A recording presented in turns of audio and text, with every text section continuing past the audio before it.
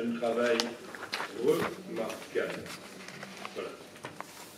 Et nous les aidons bien volontiers. Vous avez la parole, madame. Merci. Avec plaisir. Merci.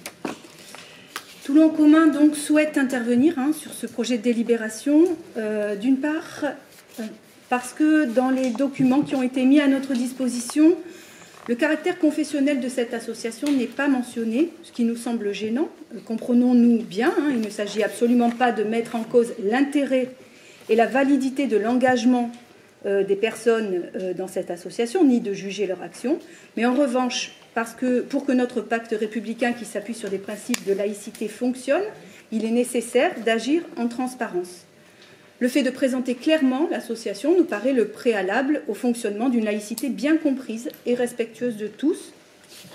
L'acteur public doit savoir avec qui et dans quelles conditions il établit des conventions, au risque d'abîmer ce cadre de la laïcité dans lequel nous agissons et auquel nous sommes attachés. D'autre part, et encore une fois, sans contester les intentions louables et l'engagement des acteurs de l'association, il nous semble nécessaire d'être attentif au message que l'association véhicule. Quand nous lisons dans la revue catholique Message de Caritas, entre 2001 et 2012, nous sommes allés à la rencontre des habitants de quartiers délaissés par les politiques publiques pour les engager à se mobiliser, tandis que l'association demande à la ville une subvention de 60 000 € par an.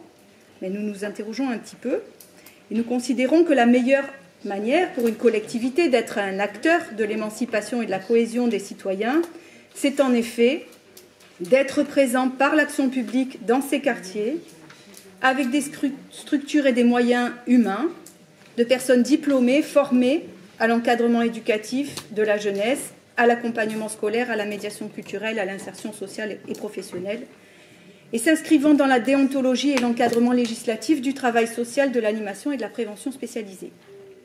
Enfin, notre troisième inquiétude porte sur le rapport d'activité présenté par l'association. Il se présente sous la forme d'une plaquette portant sur l'action nationale, une plaquette de 20 pages, dont la moitié de photographies. À notre demande d'un rapport détaillé concernant les 3 sites toulonnais, il nous a été répondu, et bien entendu les services techniques municipaux ne sont absolument pas en cause, que tout était dans le rapport, pages 14 et 15, soit 2 pages.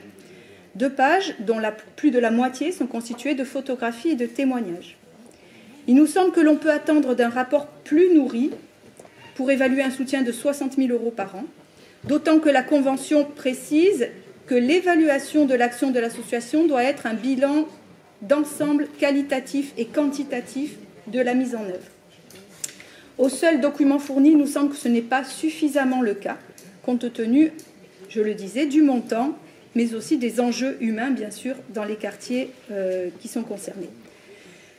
C'est pourquoi, et à nouveau, sans remettre en cause le travail mené sur le terrain et l'engagement personnel des personnes qui le portent, nous nous abstiendrons pour cette demande de subvention et en revanche, nous demanderons à rencontrer l'association pour mieux comprendre son action, sa démarche et pour mieux appréhender ses résultats. Je vous remercie.